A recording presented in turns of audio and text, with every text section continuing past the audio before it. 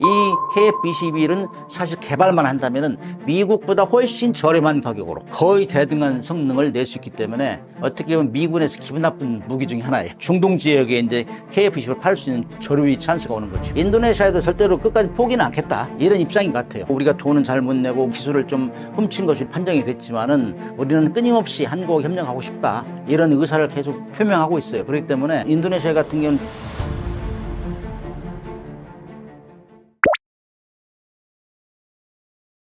요즘 보면은 유튜브에 보면은 KF-21 얘기 나오면 굉장히 조회수가 많이 올라가요. 국민들이 열광하고 있는 것 같아요. 그거는 마치 우리가 미국에서 계속 전투기를 사왔다가 그거를 기술을 기반으로 우리 걸 만들어낸다, 그게 자부심, 그 다음에 미국으로부터 기술 종속을 벗어날 수 있다, 이런 어떤 국민들의 열망, 이런 것들이 작용한 것 같은데, 거기다가 능력도 좋다고, 그 다음에 뭐 지금 계획대로 개발하고 있는데 하나도 뒤진 거 없이 스케줄, 그러니까 완전히 잘 가고 있다, 이런 것 때문에 국민들이 엄청 좋아하고, 그 다음에 다 개발도 안 끝났는데 여기저기 사겠다는 나라가 늘어난단 말이죠. 그렇기 때문에 KF-21 얘기 나오면은 완전히 인기가 좋아요. 근데 제가 사실 저는 해군 출신이고 공군 출신 아니지만은 방위산업 차원에서 얘기해야지, 제가 기술적인 건 제가 얘기해봤자 남들이 안 알아주니까. 근데 왜 이렇게 열광을 하느냐? 자, KF-21 전투 능력을 보면은 일단 우리는 주적이 북한이니까,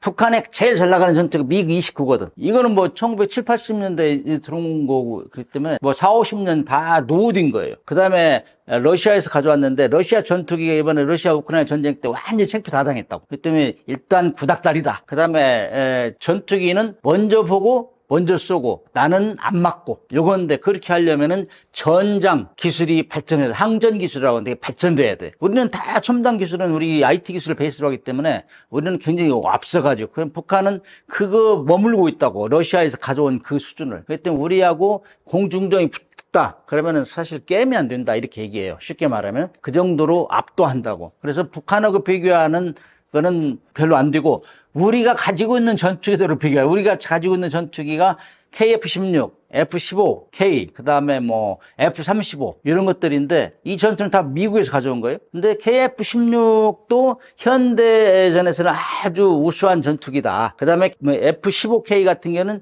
공중전에서 한 번 진 적이 없다, 이런 명성을 날리는 전투기들인데, 그 다음에 F-35 같은 거는 귀신 비행기라고, 스텔스 비행기, 이 정도인데, 그 셋과 비교해보면 KF-21이 KF-16보다는 좀 앞선 것 같아요. 어떤 면에서 무장 능력, 그다음에 공중전 수행 능력, 그다음에 또 가격이 싸요. KF-16보다는 가격은 약간 비싸요. 그러나 성능은 우수하다. 특히 뭐 미티어 같은 거는 뭐 150km 이상에서 적을 먼저 보고 미사일을 공격할 수 있으니까, 이런 면에서는 KF-16을 능가한다. 그런데 무장 투사면, 지상 공격 능력, 이런 것들은 F-15K하고 비슷하다, 이렇게 평가를 해요. 근데 이제 항공기 중에서 먼저 보고 먼저 쏘고 나는 안 잡히고, 나는 안 잡히는 이게 이제 스텔스 기술이거든. 이거는 F-35보다는 좀 떨어져요. 그래서 통상 4.5세대 전투기다, 이렇게 얘기하는데, 5세대라는 건 완전 스텔스라는 거, 안 잡히는 거. 근데 우리는 그 전 단계다, 이렇게 얘기하기 때문에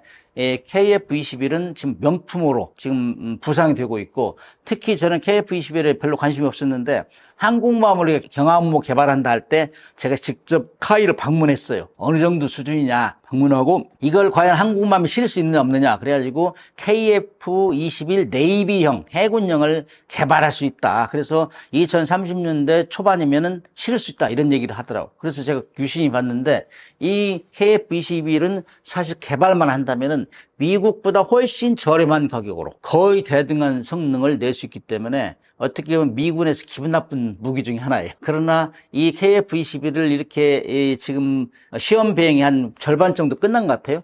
이 다 끝나지도 않았는데 지금 뭐 UAE 사령관, 방공사령관에서 타보고 그런단 말이에요. 그렇기 때문에 스스로 우리를 홍보를 해주고 있어요. UAE 이런 데서. 그리고 우리가 이제 잘하는 것 중에 하나가 홍보를 잘하고 있다는 얘기예요. 그것이 이제 FA-50 공격기가 폴란드 수출하고 말레이시아, 필리핀 데 수출했잖아요. 그런 것들이 가서 먼저 선전을 하고 있고, 그보다 월등한 성능의 KF-21을 개발하고 있다 하니까 이런 소문이 나는 거예요. 그렇기 때문에 우리는 성능 면에서는 KF-16보다 앞서고 F-15K와 비슷하고 F-35보다는 처진다. 그러나 북한은 압도한다. 그러나 이제 우리가 성능도 중요하지만 또 개발은 팔아야 되잖아요. 프랑스 라팔 전투기하고 많이 비교해요. 라팔 전투기는 상당히 많이 수출이 되고 있다고. 그래서 우리도 라팔이 어떻게 이 수출 전선을 구성했느냐 이런 걸 잘 보고 우리가 벤치마킹해서 가야 된다. 특히 이제 조금 전에 얘기한 대로 FA-50 공격기를 팔은 그 나라에는 후속으로 KF-21가 팔을 수 있는 이런 수출 활로를 개척해야 되고 이런 것만 잘 되면은 자주국방도 하고 수출도 하고 그러면 국민들이 다 박수 칠 수 있죠.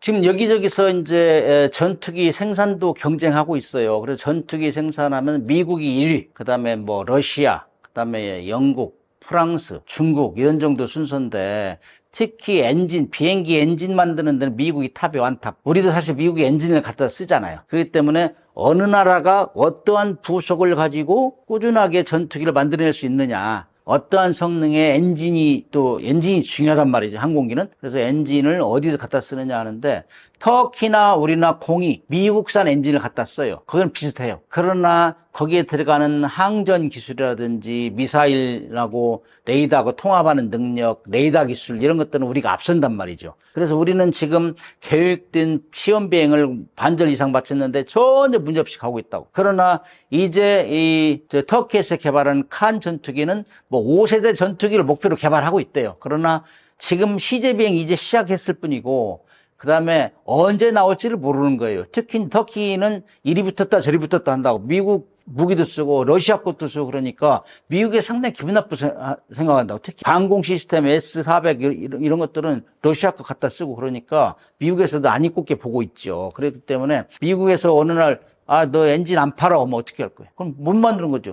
우리 같은 경우는 한미 동맹에서 미국과 관계도 좋고 서로 주고받기를 지금 하고 있는 상황이라고. 뭐 우리는 조선업을 우리가 좀 지원하겠다 이런 입장도 표현. 그래 우리는 안정적이란 말이죠. 우리는 터키 같은 경우는 공산권과 자유진영을 넘나들기 때문에 언제 또 그 부수품이 중단될지 모른다. 그렇기 때문에 UAE 입장에서는 그런 얘기를 해요. 뭐 칸은 꿈이고 그다음에 KF-21은 현실이다. 뭐 이런 얘기를 하더라고. 그래서 우리는 거의 다 되고 있다. 계획대로. 그러나 칸은 사실상 긴가민가 될지 안 될지 모르겠다. 이런 반신반의하고 있어요. 그렇기 때문에 우리한테 지금 많이 관심을 많이 가지고 있는데 아마 UAE에서 그렇게 잘 보고 있는 것 같아요. 그래서 아마 UAE에서 또 공동 개발하자고 할 수도 있고 나중에. 그렇기 때문에 지금 착착 진행되고 있는데 UAE 같은 데도 사서 하면은 중동 지역에 이제 KF-21을 팔 수 있는 저류의 찬스가 오는 거죠. 인도네시아는 인구도 많고 그다음에 국방력을 키우고 있어요. 특히 말레이시아, 인도네시아는 서로 인접구가 있으면 항상 으르렁거리고 있고 거기다 플러스해서 중국의 위협 때문에 지금 다 몸살을 앓고 있는 나라들이란 말이죠. 그래서 국방력을 굉장히 빨리 키우고 있는데 인도네시아 같은 경우는 사실 좀 부존 자원에 비해서 돈이 좀 부족해요. 그렇기 때문에 우리가 잠수함도 3척은 판매했고 3척을 추가로 판매를 계약까지 했어요. 그런데 계약 발효를 안 하고 지금까지 뭉개고 있는데 참으로 답답해요. 그런 상황이 이 국제 상거래에서 아주 무질서한 그런 행위를 하고 있는데 이것이 지금 항공기에도 이어지고 있단 말이죠. 항공기에도 공동 개발하자고 해서 분담금을 내야 되는데 분담금을 잘 안 주고 미적미적하고 결국에는 떼는 거 아니냐 이런 얘기도 있는데 관계자들 얘기 들어보면은 계약을 좀 디테일하게 했대요. 디테일하게. 분담금 안 줄 경우 어떻게 불이익을 준다든지 이런 것들을 다 조치를 가지고 있어가지고 그런 외교적으로 좀 불분명한 사이에 우리 한국에 왔던 사람들이 일부 기술을 훔쳐갔다 이런 얘기를 하고 있잖아요. 제어계통이라든지 무장 통제 뭐 이런 것들 그다음에 이런 것들을 가져갔는데 거기서 또 이거 외교 문제로 비화되고 완전 끝나는 거 아니냐? 이렇게 이제 걱정하는 사람이 많이 있었죠. 그러나 사실 국가적인 문제는 한 번에 이렇게 막 무자르듯 끝낼 수는 없어요. 그래서 우리가 이제 한편으로는 압박을 하고 빨리 돈 내라 하고 한편으로는 또 달려고 이런 양면을 취해가면서 가고 있는데 인도네시아에도 절대로 끝까지 포기는 않겠다. 이런 입장인 것 같아요. 아무튼 그런 문제점이 있었고 우리가 돈은 잘 못 내고 뭐 기술을 좀 훔친 것이 이렇게 이제 판정이 됐지만은 우리는 끊임없이 한국 협력하고 싶다. 이런 의사를 계속 표명하고 있어요. 그렇기 때문에 인도네시아 같은 경우는 특히 국방력을 지속적으로 키우고 있는 나라이기 때문에 한 가지만 볼 게 아니라 잠수함도 그랬고 항공기도 그랬고 그런데 아무튼 잘 협력하면서 목표를 달성할 수 있어야 된다. 특히 이제 KF-21 블록 1에서는 협력하기로 했는데 블록 1까지는 충분히 협력하고 되는 데까지, 그 다음에 블록 2, 3에서는 또 다른 나라하고 할 수 있는 이런 우리도 묘수를 개발해서 꾸준하게 가야 된다. 절대로 인도네시아의 마찰이 다른 데로 이제 번져버리면은 우리가 국제 협력을 할 때는 우리가 상당히 곤란한 처지에 있을 수 있다. 이런 얘기를 할 수 있죠.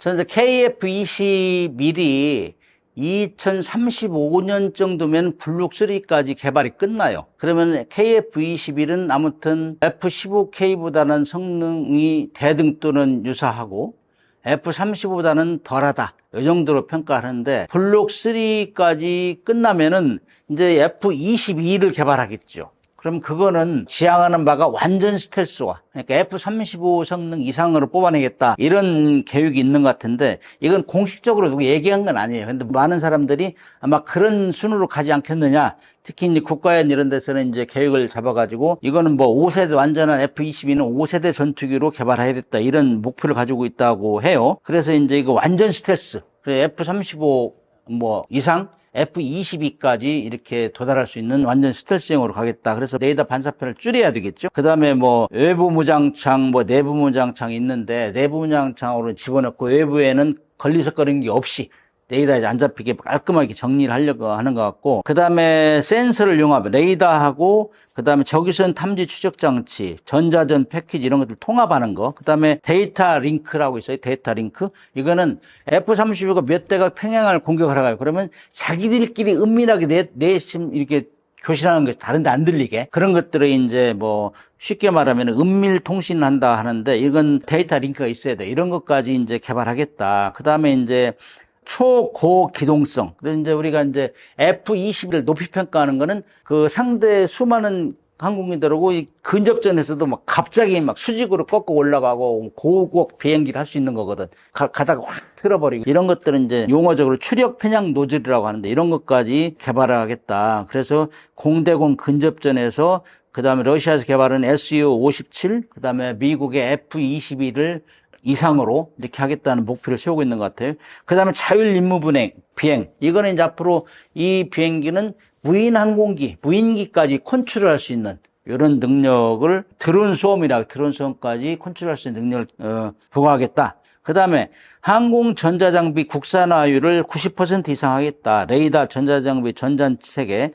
그 다음에 이제 GPS 재밍에 대응하는, 그 다음에 사이버전 능력에 대응하는 이런 것까지 개발하겠다는 것이 이 목표예요. 그리고 이제 속도도 마 2.0 이상, 그 다음에 항속거리도 3,000km 이상, 뭐 21이 2,900km니까, 그 다음에 스텔스는 F-35A 이상으로, 그 다음에 이제 최대 무장은 7톤 이상, 그 다음에 주요 무장은 스텔스 대응 장거리 공대공 미사일, 초음속 스테노프 무장, 그 다음에 스텔스 대함 대지 미사일. 그래서 완전히 공중에서 우세를 하면서 지상도 정밀 타격하고 나아가서 공대함까지 공격할 수 있는 이런 능력을 확보하겠다. 이런 계획을 가지고 지금 추진하고 있지 않나, 이렇게 생각합니다. 그래서 이제 F-22는 그야말로 5세대 전투기, 그야말로 이 F-35를 능가하고 거의 F-22에 도달하는 이런 수준으로 개발하겠다. 이게 이제 22의 목표인 것 같아요. 한국 방사는 지금 2027년까지 세계 5위로 올라가겠다. 수출 그렇게 하고 있는데, 이거는 사실 우리가 좀만 잘하면 견제가 들어와요. 어느새 지금 우리가 K9 자주포, K2 전차 이런 것들이 유럽에서 시장을 막 섞어놓고 있으니까 EU에서 우리를 방해하고 있다고. 그리고 자기들도 EU 무기 자금률을 60%니까 올리겠다 이렇게 하는 거예요. 그만큼 견제가 들어오기 때문에, 그렇게 되면은 우리가 차별화, 한국만의 특화 전략을 가져야 돼. 한국만의 특성, 차별화. 그러기 가장 중요한 것 중에 하나가 완전 독자 기술을 확보해야 돼. 독자 기술. 우리가 지금 항공기 같은 경우는 미국에서 이제 수출을 가져오잖아요. 엔진도 가져오고, 그 다음에 어떤 기술도 베이스먼트는 미국이란 말이죠. 근데 우리가 독자적으로 개발해야 된다. 그 다음에 수출 시장을 다변화해야 돼. 우리가 만들면 뭐예요? 우리가 더 그거를 뭐 지금 KF-20을 120대까지 만들었는데 그거를 더 이상 만들어서 이제 수출을 해야죠. 그렇기 때문에 글로벌 시장 확대를 위해서 개척을 해야 된다. 그 다음에 이제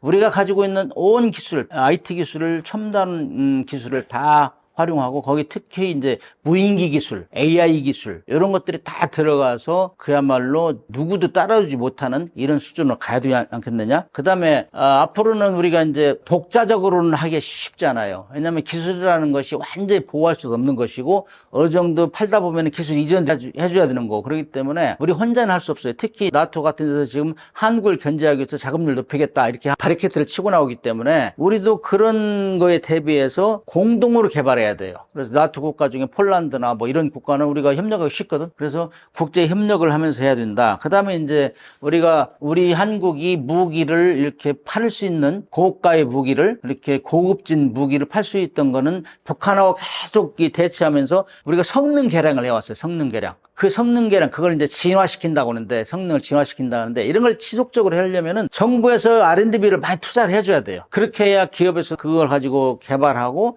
그거를 또 팔아서 다시 국민한테 돌려주고, 그렇게 환류를 시켜야 되는데, 그래서 독자 기술을 안비해야 되고, 그 다음에 수출 시장 다변화해야 되고, 그 다음에 첨단 무기, 우리만이 할 수 있는 무기가 있어야 되고, 국제 협력을 통해서 공동 생산하는 체제, 그 다음에 방위산업의 생태계를 튼튼하게 해주기 위해서 R&D 이런 걸 충분히 투자를 해줘야 된다. 저는 그렇게 보고 있어요. 많은 사람들이 미군이 없으면은 큰일 난다 이렇게 생각하는 사람이 많아요. 근데 사실 70여 년 동안 한미 동맹을 유지하면서 우리한테 굉장히 큰 버팀목이 된 건 사실이에요. 미군이. 그렇게 하면서 미군의 도움을 받아서 우리가 그 돈을 이제 경제의 발전에 투입했기 때문에 우리 경제가 엄청 올라갔어요. 근데 이제 1970년, 80년대를 거치면서 우리가 경제 성장이 엄청나게 이제 급속도로 발전했고 북한은 여전히 굶어 죽는 사람도 있는 현 상황이 됐단 말이죠. 그래서 이제 북한에서 급속하게 남한하고는 이제 안 되겠다. 핵 미사일이 없으면 안 되겠다. 이래서 핵무장한 거고 우리는 미군이 일단 우리의 도움을 주기 때문에 경제 발전 열심히 했어요. 그러나 그렇게 하다 보니까는 우리는 경제력을 바탕으로 국방력을 키웠단 말이죠. 그렇기 때문에 지금 상황에서는 미군이 없어도 북한을 완전히 압도할 수 있다. 6해 공군 공이. 그러나 북한이 그런 걸 대비해서 핵무기를 개발했기 때문에 우리는 핵을 안 가지고 있잖아요. 핵무기를 쓰면은 우리가 어쩔 수 없어요. 그러나 핵무기를 쓰지 않는 한 북한은 압도할 수 있다. 이렇게 얘기할 수 있어요. 그 다음에 이제 미군이 없어도 독자적으로 자주국방이라는 거는 외세의 지원 없이 스스로 지킬 수 있는 능력을 바라는데 미군이 없어도 할 수 있는데 북한이 지금 핵무기를 가지고 있기 때문에 이걸 정말 미군이 나가면은 정말 큰일 난다 이렇게 생각하는 분이 많죠. 그러나 핵무기라는 건 유사일에 딱 한 번만 사용했어요. 히로시마 나가사키. 그 이외에는 핵무기를 쓰면 자기들 죽는다고 생각하고 써야 돼요. 그렇기 때문에 우리 국민들이 크게 걱정을 안 해도 된다. 특히 전쟁은 돈이 없으면 할 수가 없어요. 우크라이나 러시아 전쟁도 마찬가지잖아요. 지금 우크라이나가 돈이 없고 다 외부에서 지원받아가지고 전쟁을 하기 때문에 힘을 못 쓰잖아요. 똑같은 거예요. 북한도 마찬가지라. 그래서 특히 북한 같은 경우는 우리보다 GDP 1년 근데 총 생산이 GDP가 우리보다 45배가 우리가 많아요. 돈이 많다는 얘기죠. 그다음에 뭐 국방비도 우리가 한 20배 정도 많고 그렇기 때문에 압도한다 이렇게 얘기할 수 있어요. 그래서 너무 걱정을 하지 않으셔도 된다. 그러나 핵 이 문제는 우리가 미군하고 굉장히 긴밀하게 협력해야 되고 앞으로 우리가 핵무장을 어떻게 해야 될 것인가 지금 여러 국민들이 많은 국민들이 거기에 대해서 심층 토의를 하고 있습니다. 우리가 세계의 군사력을 비교할 때 각국에 다 기준이 있어요. 그러나 미국의 GFP, 글로벌 파이어파워라는 민간 기관에서 하는 것이 제일 많이 쓰여요. 근데 이게 딱 절대적으로 맞는 건 아니고 거기에는 한 60여 개 요소를 대입해가지고 지수를 내는데 거기 해마다 하는데 올해는 우리가 5위, 세계 5위고 일본이 8위인가 돼 있어요. 그러면 그것이 다 맞지는 않지만 정확하지는 않지만 대강은 맞다 이렇게 얘기할 수 있어요. 우리 같은 경우는 북한하고 계속 대치하고 있기 때문에 국방력을 지속적으로 향상을 시켜왔고, 일본 같은 경우는 평화헌법 구조에 자기들은 군대를 갖지 않겠다. 이렇게 선언했기 때문에 국방력 건설을 좀 더디 해왔어요. 그리고 미군이라는 거대한 그 칠함대 기함도 일본에 있고, 그렇기 때문에 크게 걱정 안 한단 말이죠. 그래서 일본은 국방비에 많이 투자를 안 했어요. 우리는 GDP의 한 2.8% 정도 매년 투자를 하는데, 일본은 GDP 1% 투자를 못 했어요. 안 했어요. 그러나 2022년을 기점으로 해서 GDP 1% 올렸어요. 그 다음에 이제 전쟁을 할 수 있는 국가로 만들었다고. 그 다음에 미군이 없이 중국을 독자적으로 견제할 수 있는 이런 수준으로 지금 자기 군사를 키우고 있다고. 그래서 일본은 총 동원령만 내리면 급속하게 군사를 키울 수 있는 나라인데 현 상황에서 보면은 우리보다 국방력은 좀 처진다. 특히 육군 같은 경우는 우리가 압도해요. 병력이 우리가 많잖아요. 그다음에 일본 같은 경우는 우리 총 병력이 우리 한 50만 되는데 일본 한 24만 명 정도밖에 안 된다고. 그다음에 육군은 우리 병력 많고 탱크 수, 자주포 수, 뭐 미사일 이런 거 훨씬 많단 말이죠. 육군은 우리가 압도한다. 그러나 공군은 일본하고 비슷해요. 공군은 특히 이제 가장 앞서가는 전투기 F-35 같은 경우 일본도 가지고 있고 우리도 가지고 있고 그다음에 한국이 태수도 비슷하고. 근데 해군에 있어서는 해군력은 우리가 항상 처져요. 해군력을 비교할 때는 총 함정 척수 그다음에 다 척수로 보태서 톤수 그걸로 이제 이 평가를 하는데 특히 일본은 대형 함정이 많아요. 구축함 이런 것들이. 그렇기 때문에 우리보다 훨씬 수가 많고 그래서 해군력에 있어서는 우리가 뒤진다. 그렇게 평가할 수 있어요. 북한은 우리한테 핵무기로 위협을 하지만 그거는 사실상 쓰기 어려운 무기다 하는 걸 모든 사람이 알아요. 그렇기 때문에 재래식 무기 가지고 통상 비교를 하는데 북한이 제일 자랑하는 것 중에 하나가 미사일 전력이라고.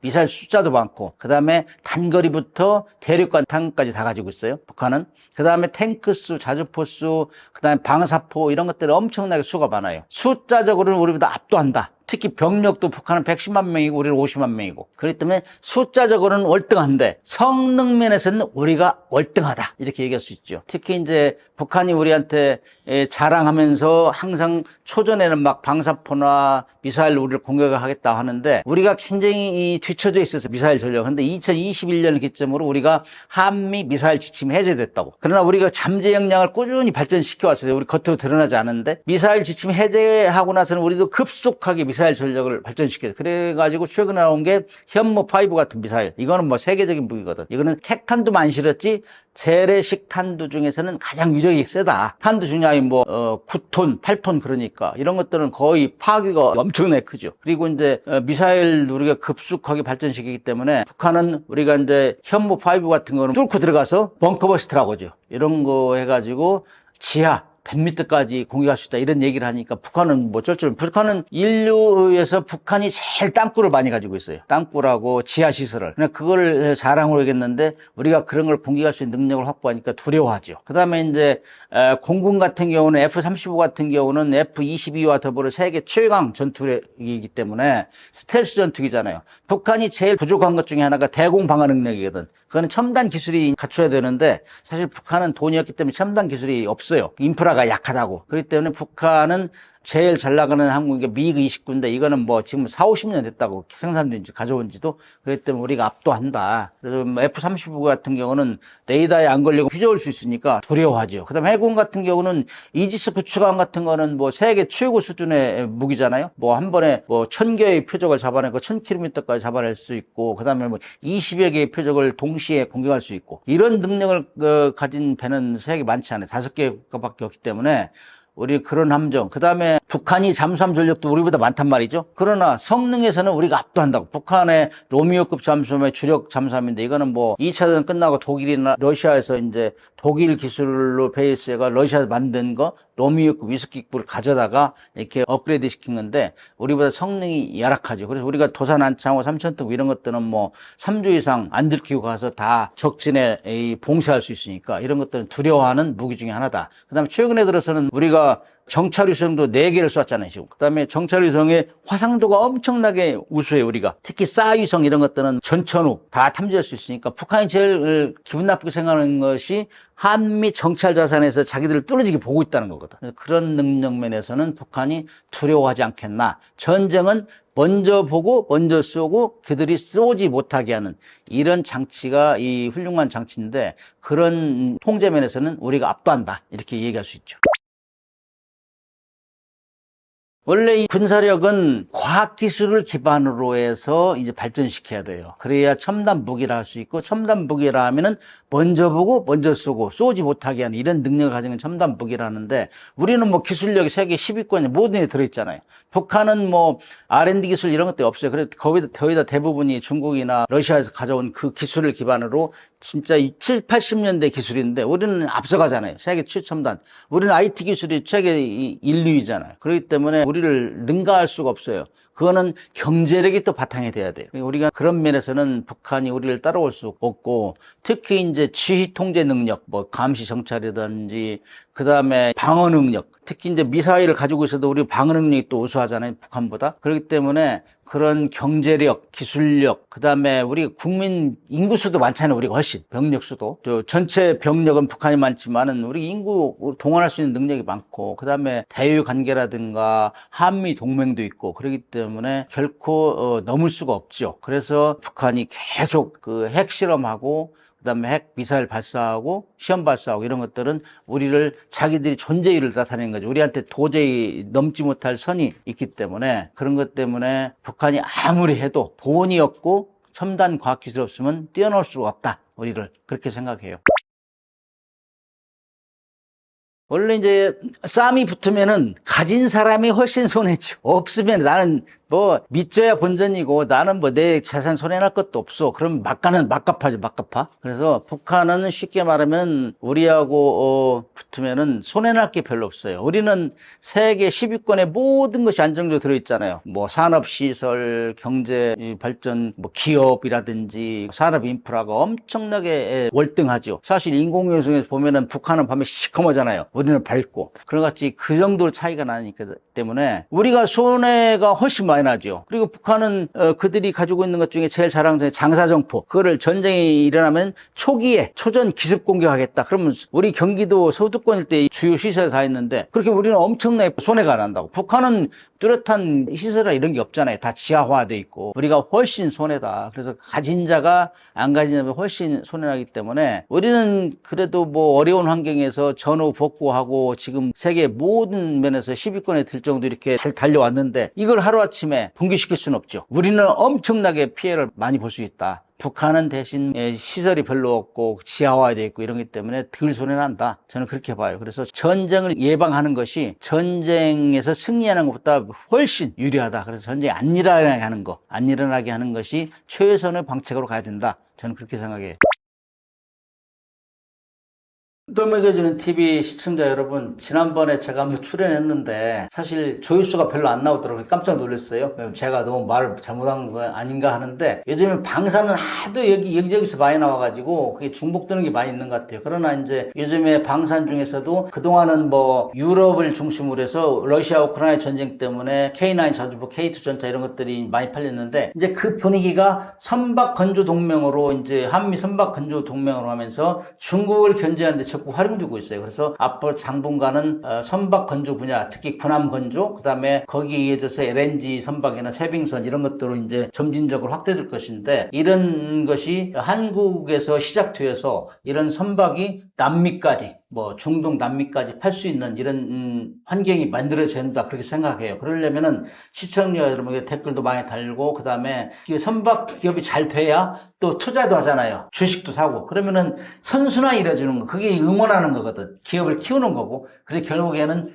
국익에 이제 도움이 돼서 방산을 통해서 자주 국방도 하고 또 국민 경제도 활성화시키는 이런 선순환이 이루어졌으면 좋겠다 하는 생각을 합니다.